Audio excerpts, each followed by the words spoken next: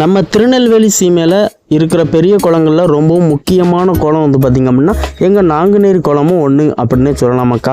இந்த ஒரு குளம் நிரம்பிச்சு அப்படின்னா கிட்டத்தட்ட 45-50 குளங்கள் வந்து பார்த்திங்க அப்படின்னா நிறையும் அப்படின்னே சொல்லலாம். அதாவது எங்கள் நாங்குநேரி பெரிய குளம் நிறைஞ்சிச்சு அப்படின்னா 45-50 ஊர்களில் இருக்கிற சிறு சிறு குளங்கள் வந்து பார்த்திங்கன்னா கண்டிப்பாக நிறையும். அந்த அளவுக்கு ரொம்பவும் முக்கியமான ஒரு குளம் எங்கள் ஊர் நாங்குநேரி குளம் அப்படின்னே சொல்லலாம்.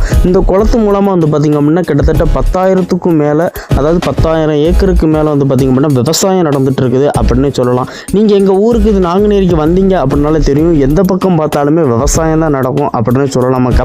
அதாவது எங்கள் ஊருக்கு பேரே வந்து பார்த்திங்கன்னா இந்த குளத்து மூலமாக தான் வந்துச்சு அப்படிங்கிற வரலாறும் வந்து பார்த்திங்க அப்படின்னா ரொம்பவே பெரிய வரலாறு அப்படின்னு சொல்லலாமாக்கா.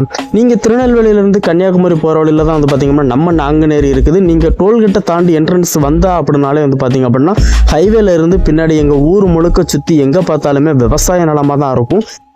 எந்த அளவுக்கு விவசாயம் எங்கள் ஊரில் அதிகமோ அதை விட 1000 மடங்கு வீரமும் வந்து பார்த்திங்கன்னா எங்கள் ஊரில் ரொம்பவே அதிகம் அப்படின்னு சொல்லலாமாக்கா.